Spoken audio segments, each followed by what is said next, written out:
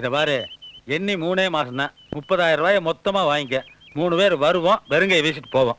சேட்டு வர்றதுக்கு ஒரு வாரத்துக்கு முன்னாடியே சொல்லிடு, இடத்த காலி பண்ணிடுறோம். சந்தேகமா இருந்தா சாயங்காலமா நான் டவுசர் செக் பண்ணேன். அதெல்லாம் ஆவறது இல்ல. என்னடா ஆவறது இல்ல? என்ன ஆவறது இல்ல? அதிர்ஷ்டம் யாரையும் தேடி வர்றது இல்ல. உனக்கு கேட் வரைக்கும் வந்திருக்கு.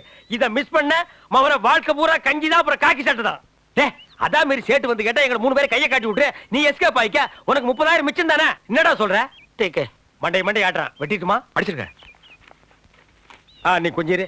டாடி, இந்த மேட்ல இது வரைக்கும் 2 லட்சம் ரூபாயை உள்ள இறக்கி இருக்கிறோம். இன்வெஸ்ட்மெண்ட் ஜாஸ்தி ஆகிட்டே போயிட்டு இருக்குது. பொண்ணு கிண்ணு மிஸ் ஆச்சு.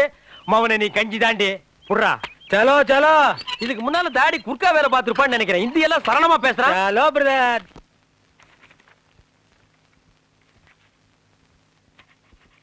என்னங்க இந்த நம்ம பொண்ணு பிரியாவும் அந்த உயரமான பையனும் லவ்வோ என்னமோ பண்றாங்கன்னு பேசிக்கிறாங்க.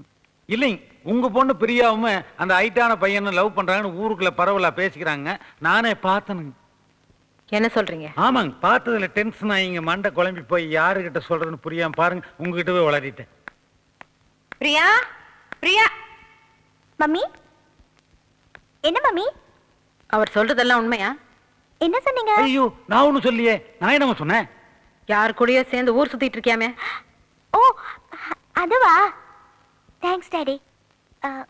மம்மி, நான் ஒருத்தரை, அவர் ரொம்ப நல்லவர் மம்மி. என்ன சொன்ன?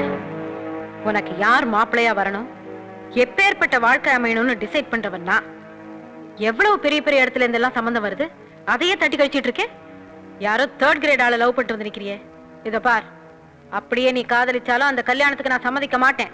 மம்மி, நீங்க நினைக்கிற மாதிரி அவர் ஒன்னும் 3rd கிரேட் ஆள் இல்ல. பெரிய மல்டி மில்லியனர். அவர் உங்களுக்கு நல்லா தெரியும்.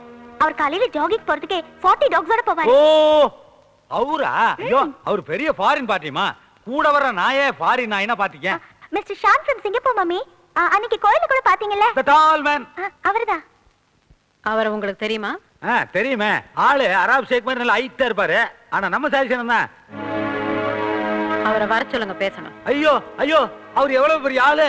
அவர் கூட வர நாய்களையும் ஏசி ரூம்ல படுக்க வச்சிருக்காரு. அவர் வந்து நம்மளை பாப்பாரா?